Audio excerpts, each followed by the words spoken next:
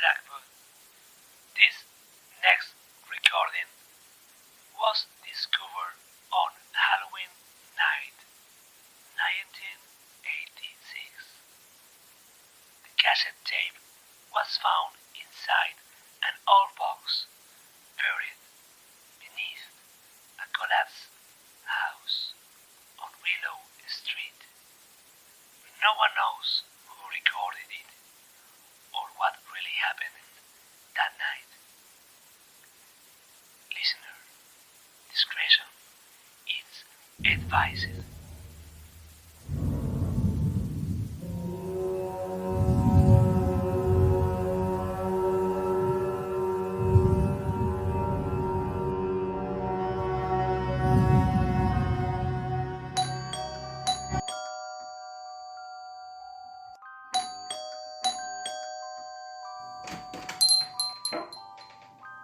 The woman opened the door and saw a group of children in ghost masks and monsters costumes. Trick or treat! Oh my God! What a scary little monster you are! She smiled and handed out chocolates and sweets from her basket. Before the children left, she stopped one of them, a boy dressed as a vampire. Aren't you David? Your mother is April, right? Yes, the boy nodded shyly. Your mom and my daughter went to school together when they were your age. Wait here, said the woman. The boy stood at the doorstep, glancing to make sure his friends were heading to the next house. The woman returned with a photo album. Look, here they are, she said, pointing to two little girls in an old picture. The woman smiled. Here, that's your mom and my daughter. Oh dear, I'm so sorry. I kept you with my old lady stories, and your friends have already gone. The woman smiled again. Okay, I give you a few more chocolates just for you. The boy thanked her and ran toward the house next door. The night was cold, and a few gray and white clouds drifted across the Halloween sky. After looking up and down the street for his friends and seeing no one, the boy walked to the neighboring house. He thought maybe they were still there. A tall, thin man stood in the doorway. David had never seen him before. The boy looked at him silently, his eyes searching behind the man to see if his friends were still inside. Let me guess, trick or treat, right? Said the man with a smile. Looks like your friends got here before you. Have you seen my friends? Asked David. Of course, they're inside, enjoying pumpkin pie. Come in, boy.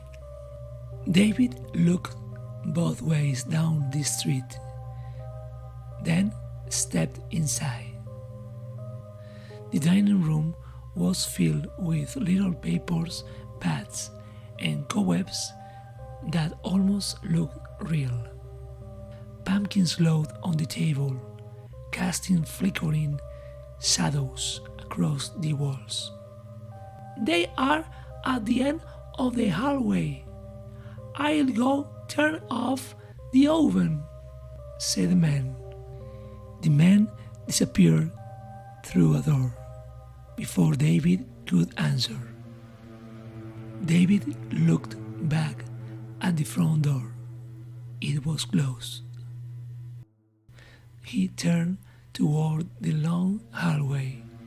At the end, there was a single closed door. "David, come with us!" He heard the voices of his friends behind the door. "Guys, are you in there?" No answer. He walked slowly down the hallway. Then a girl's voice whispered again. "Come with us, David! Hurry!" David reached the door and slowly turned the handle. The room was empty. Only a closed wardrobe stood in the corner. Where were his friends? Where had those voices come from? A soft creak echoed through the room. One of the wardrobe doors opened by itself. He felt his heart pounding. "We're in here, David! Come play with us! We're in here, David! Come play with us!"